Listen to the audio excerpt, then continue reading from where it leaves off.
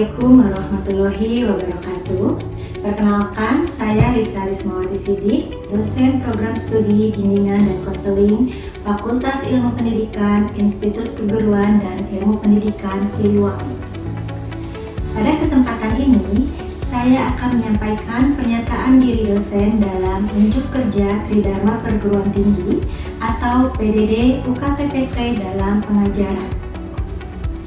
Saya akan menjelaskan mata kuliah yang saya ampu, yaitu Praktikum Bimbingan dan Konseling Kelompok dengan prinsip DIA, Delivery, Interaction, and Assessment. Praktikum Bimbingan dan Konseling Kelompok merupakan mata kuliah wajib pada semester 4 dengan bobot mata kuliah yaitu 3 SKS yang terdiri dari teori dan praktikum yang dilakukan selama 16 kali pertemuan.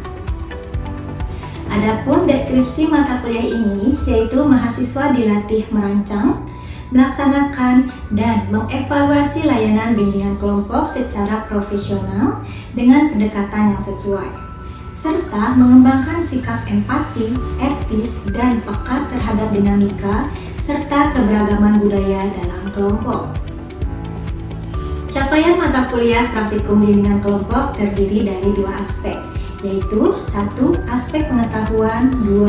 Aspek keterampilan. Aspek pengetahuan terdiri dari 1. Mahasiswa menguasai konsep dasar bimbingan kelompok, 2.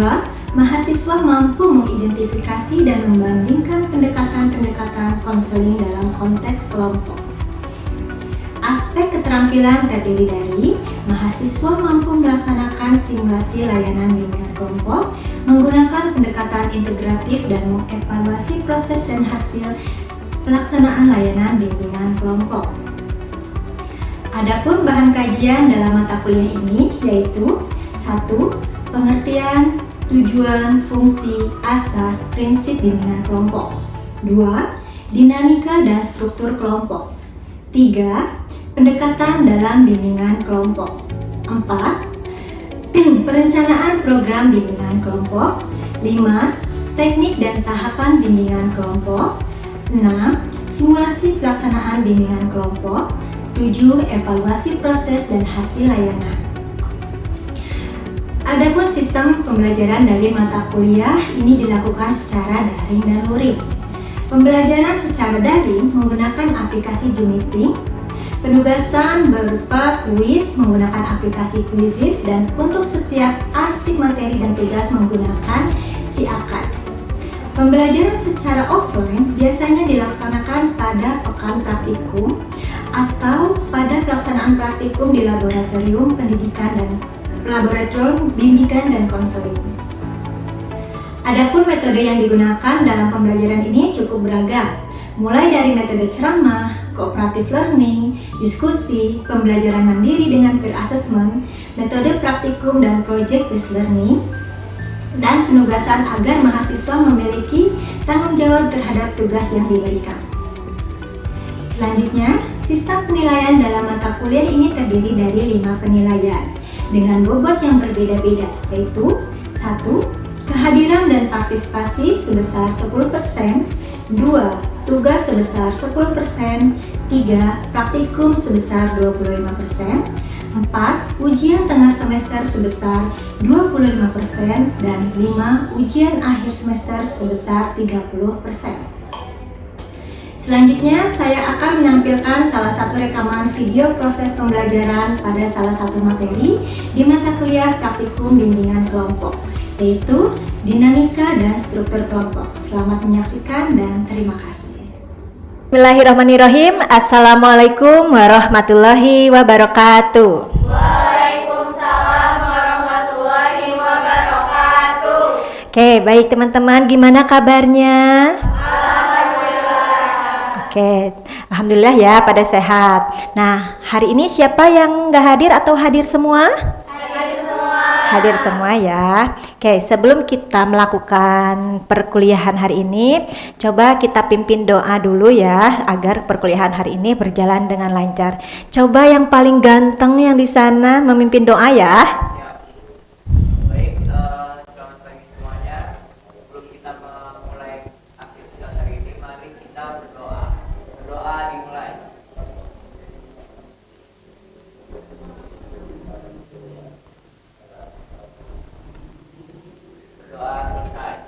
Oke, baik, terima kasih ya. Nah, teman-teman, hari ini adalah pertemuan kedua kita di mata kuliah praktikum bimbingan kelompok. Minggu lalu kita sudah membahas terkait konsep bimbingan dan konseling kelompoknya. Nah, pada hari ini kita akan membahas terkait dinamika dan struktur kelompoknya. Nah, di sini kita lihat apa sih yang ada di benak kalian atau gambar apa sih yang ada di depan kalian ini? Sayur asem. Cung, yang suka sayur asem? 1, 2, 3, 4, 5. Sisanya nggak suka. Kenapa nggak suka? Sayur kemarin jadi asem. Oke, kalau yang suka siapa namanya? Ami. Ami kenapa sih suka sayur asem? Rasanya enak Ibu. Rasanya enak. Banyak pilihan sayuran. Banyak pilihan sayur. Ya, sayurnya tuh tidak hanya satu sayuran, tapi ada kayak jagung, terus juga kacang panjang, yang itu menambah cita rasa gitu. Jadi luar biasa. Oke, baik, terima kasih. Ya, betul ya, di sayur asem ini ada berbagai macam sayuran. Kalian bisa lihat kan, ada jagung, ada kacang panjang, ada melinjo, ada labunya. Nah, kalau kita lihat, mereka ini memiliki tekstur yang berbeda, betul? Memiliki rasa yang berbeda, betul? Ya, lalu kenapa sih rasa yang beda-beda ini ketika disatukan ada yang suka, ada yang doyan banget sayur asem? Kenapa coba? Paduannya itu jadi ketika dimakan itu kan berbeda itu ya Bu, beberapa sayuran gitu. Dicampurkan itu perpaduan dari beberapa sayur itu bergabung ditambah dengan bumbunya gitu, jadi yang khas. Oke, ya betul. Jadi meskipun dia berbeda, memiliki rasa atau tekstur yang berbeda, tapi dia ketika kita berikan sentuhan-sentuhan bumbu yang pas, itu akan menjadi terasa lebih nikmat. Begitupun dengan dinamika kelompok. Nah, ketika misalkan dinamika kelompok itu akan lebih efektif, itu karena kita memiliki, tiap orang itu memiliki karakter-karakter yang berbeda. Nah, tapi gimana nih cara menyatukan karakter-karakter tersebut yang berbeda biar nanti tetap layanan bimbingan kelompoknya efektif? Kita lihat ya. Nah, dinamika kelompok ini adalah proses interaksi dan hubungan antar anggota kelompok yang mempengaruhi cara mereka berperilaku, berkomunikasi, dan mencapai tujuan kelompok. Dinamika ini mencakup bagaimana peran, norma, dan pengaruh sosial terbentuk dan berkembang dalam kelompok tersebut. Jadi, bagaimana cara kita, meskipun kita berbeda-beda budaya, misalkan norma, tetap kita bisa efektif kegiatannya. Nah, dengan cara dinamika kelompok ini. Oke, selanjutnya di sini juga ada ciri dinamika kelompok yang efektif. Yang pertama itu adalah adanya komunikasi yang terbuka. Kebayang nggak sih kalau kita komunikasinya tertutup? Misalkan nih ditanya, gimana perasaan kalian hari ini? Biasa aja. Gimana perjalanan dari kosan ke sini? Biasa aja, Bu. Kan itu pertanyaan tertutup, jawaban yang tertutup atau pertanyaan yang kurang ini. Jadi tidak akan efektif kalau kita tidak bisa terbuka kepada teman-teman yang lainnya. Lalu ada rasa percaya dan aman. Ketika kita bimbingan kelompok nih, kita ada di sini, lalu kita bikin layanan misalkan tentang curhat-curhatan, kalian akan terbuka nggak kalau misalkan kalian nggak percaya sama temennya? Nggak ya. Maka dari itu sebelum kita memulai acara atau layanan bimbingan kelompok, kita harus membangun dulu rasa percaya dan amannya. Selanjutnya ada kepedulian antar anggota. Misalkan nih dalam kelompok ini, kok Ami misalkan wajahnya pucet banget ya, dia lagi sakit atau kurang tidur atau gimana ya. Nah, itu adalah kepedulian antar kelompok. Kalau misalkan kita nggak peduli, hari-hari dia mau sakit, dia mau sepatunya beda-beda atau gimana, itu beda lagi ya, nggak peduli. Dan itu tidak akan efektif. Lalu ada keterlibatan aktif. Jadi ketika misalkan sekarang nih ditanya gimana apa-apa, nah itu kalau misalkan kalian menjawab atau kalian diskusi, itu adalah adanya keterlibatan aktif. Jangan sampai ketika misalkan ditanya oleh saya, gimana kabarnya? Diem aja. Atau biasa aja Bu. Atau tidak ada ekspresi lah ya. Nah itu akan membuat dinamika yang tidak efektif ya.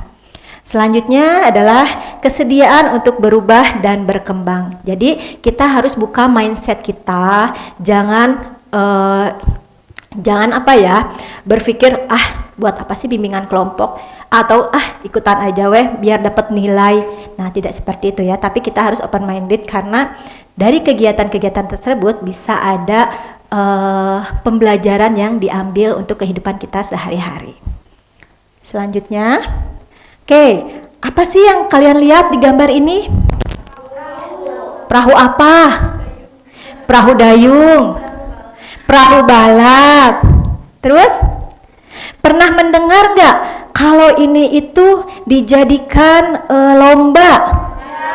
Pernah. Kebayang nggak kalau misalkan lomba ini kurang lebih misalkan ya ada 14 orang.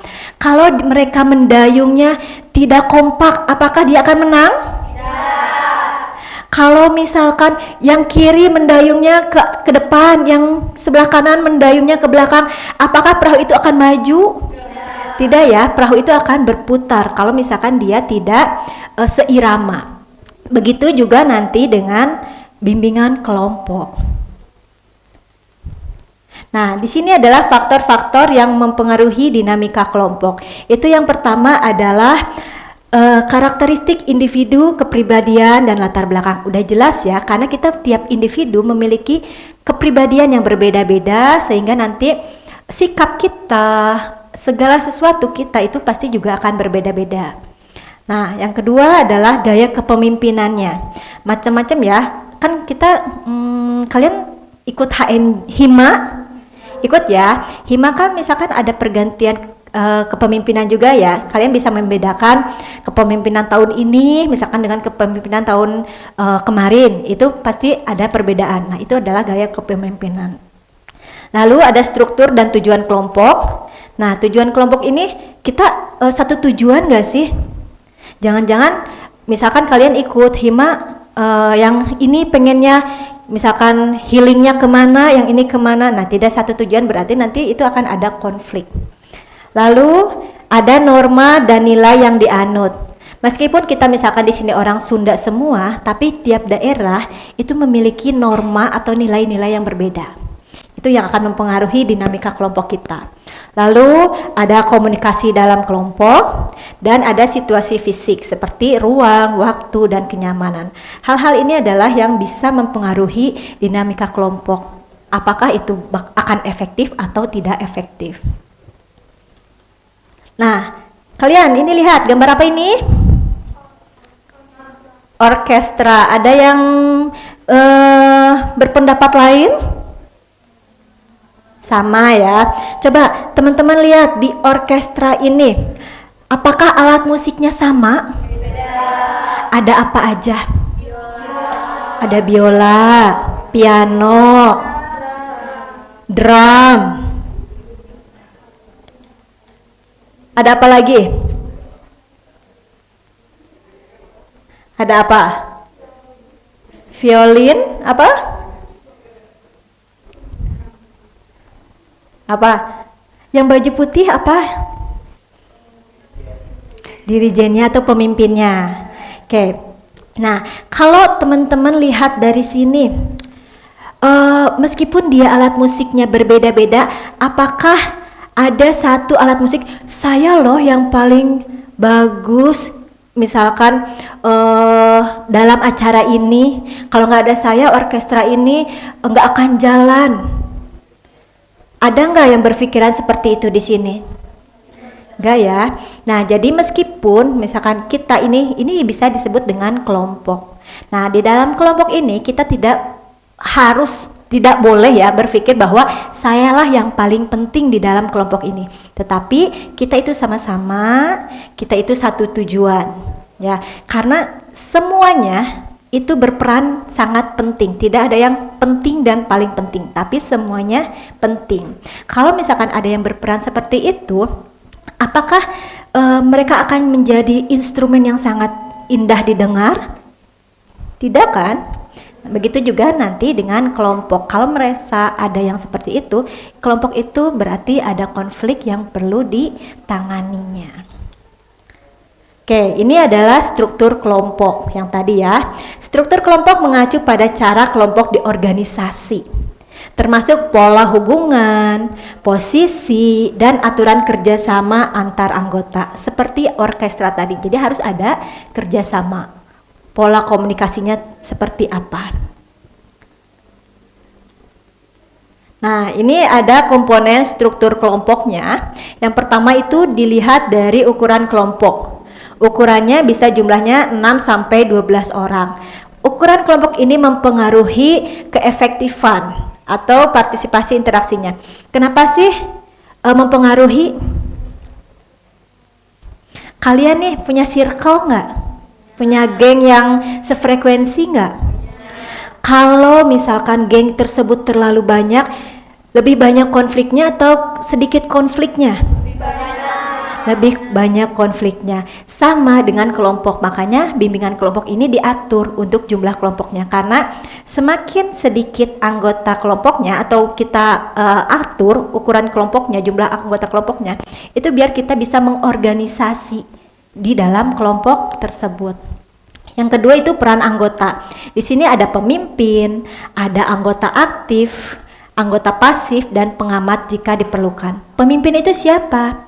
Bisa tadi guru, bisa dosen, bisa fasilitator. Nah, anggota aktif dan pasifnya siapa? Itu adalah murid-murid kita.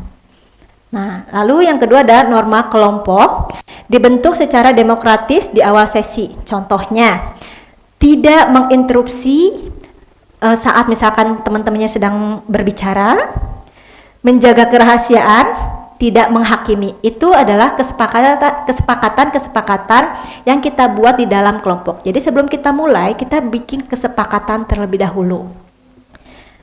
Selanjutnya komunikasi, ada terbuka, semua anggota bisa berbicara dengan siapapun, dan ada terpusat, komunikasi dominan ke pemimpin. Nah, lalu selanjutnya di sini ada tahap perkembangan kelompok. Yang pertama itu adalah forming. Forming itu adalah pembentukan, anggota mengenal satu sama lain. Kadang kan ketika kita misalkan masuk sekolah, terus kita disuruh bikin kelompok nih, bikin makalah. Nah, itu adalah proses pembentukan yang baru mengenal satu sama lain. Ada storming, konflik, muncul perbedaan dan konflik. Misalkan nih kalian sekelompok 5 orang, ternyata kita sudah membuat kesepakatan bahwa mengerjakan kelompoknya itu tugasnya di hari Minggu jam sekian. Ternyata ada orang yang tidak datang, tiba-tiba meng-cancel. Nah, itu adalah salah satu konflik.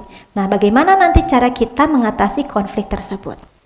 Yang ketiga adalah norming, pembentukan norma mulai muncul kebersamaan. Nah, setelah ada konflik, kalian kan bikin nih, gimana ya solusinya?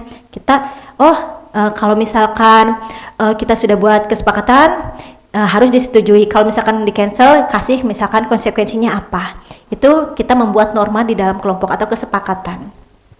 Lalu ada performing, yaitu produktivitas, kelompok berfungsi optimal. Di sini kalian produktif mengerjakan tugas misalkan yang sudah diberikan oleh dosen kalian. Yang terakhir adalah adjourning, pembubaran, evaluasi, dan penutupan kelompok. Selanjutnya, nah, tahapan pembentukan kelompok ini itu bisa kita samakan dengan bagaimana cara kita menanam pohon. Nah, menanam pohon ini kalau forming tadi anggap saja kita sedang menanam benih. Lalu storming, benih mulai tumbuh tapi banyak tantangan. Misalkan ada hama, ada ulat apa, nah itu tantangannya. Lalu norming, tumbuh daun dan saling menguatkan. Performing itu mulai berbuah, adjourning, panen dan mengucapkan perpisahan. Nah, pada dasarnya setiap tahap ini memiliki fungsi yang penting dalam membentuk kelompok yang efektif. Jadi tidak Tidak harus misalkan norming loh yang paling penting di tahap bimbingan kelompok ini, atau misalkan performing loh yang paling penting, enggak. Tapi semua tahapan itu memiliki peran yang penting. Oke, sekian mungkin materi hari ini. Ada pertanyaan? Oke, baik. Baik, tadi tuh kan sudah dijelaskan ya mengenai dinamika, ciri-ciri, faktor dan tahapan-tahapan dinamika Ya, kelompok betul. ini. Nah, untuk pertanyaannya, saya tuh kayak masih bingung gitu, Bu. Bagaimana sih kita bisa mengenali adanya masalah dalam dinamika kelompok tersebut selama bimbingan? Oke, baik. Pertanyaan yang bagus ya. Bagaimana sih kita melihat ciri-ciri bahwa kelompok itu memiliki konflik ya? Bisa kita lihat misalkan ada nggak di kelompok itu yang pasif. Misalkan ditanya pendapatnya, ngikut aja, terserah, gimana baiknya aja. Ada ya yang seperti itu. Nah itu salah satu konflik. Atau ada yang dominan. Misalkan kamu harus begini ya, kamu harus begini, kamu harus begini, kamu harus begini. Pokoknya jangan ada yang yang mangkir dari tugasnya. Misalkan itu ada yang dominan. Itu juga salah satu konfliknya. Atau misalkan cara berkomunikasinya. Misalkan yang ini orang Medan, yang ini orang Sunda, yang ini teriak ngomongnya biasa aja ya menurut mereka, tapi menurut kita teriak-teriak. Nah kita harus samakan dulu normanya atau budayanya biar saling memahami dan biar tidak ada konflik. Nah itu salah satu ciri-ciri bahwa kita itu bisa melihat, oh ini ada konflik nih di kelompok kita gitu. Oke, ada lagi yang mau bertanya? Cukup? Oke, selanjutnya. Nah, adakah yang bertambah pengetahuannya setelah dari pemaparan materi ini? Oke? Ya, silahkan Ami. Jadi setelah saya melihat pemaparan sudah dijelaskan bahwasannya ternyata dinamika kelompok itu tidak segampang yang kita kira gitu. Iya. Dan dalam kelompok itu tentu adanya sebuah konflik ya Bu. Yang mana kita itu sebagai seseorang dalam sebuah kelompok itu harus bisa melihat apa sih permasalahannya, dan ketika sudah ada permasalahannya kita harus bisa nih cara memperbaiki permasalahan tersebut gitu. Oke. Karena kan kalau dalam kelompok itu terdiri dari beberapa karakteristik ya Bu, orang berbeda, yang mana juga ada caranya supaya kita itu disamakan gitu. Oke, ya baik, terima kasih. Jadi apapun konfliknya, yang penting kita harus mencari problem solvingnya ya. Oke, kesimpulannya itu yang dari materi ini adalah struktur dan dinamika kelompok saling mempengaruhi. Keduanya penting untuk kelancaran proses bimbingan kelompok. Dan terakhir adalah pemahaman yang baik akan meningkatkan efektivitas layanan bimbingan kelompok. Oke, untuk tugasnya Ibu sudah upload di Siakad. Silahkan nanti teman-teman dicek. Untuk pengumpulan tugas di hari Senin 7 Juli 2025 pukul 3 WIB di Siakad. Oke, baik, terima kasih teman-teman semua untuk dicukupkan pertemuan hari ini. Assalamualaikum warahmatullahi wabarakatuh. Waalaikumsalam warahmatullahi wabarakatuh. Oke, terima kasih.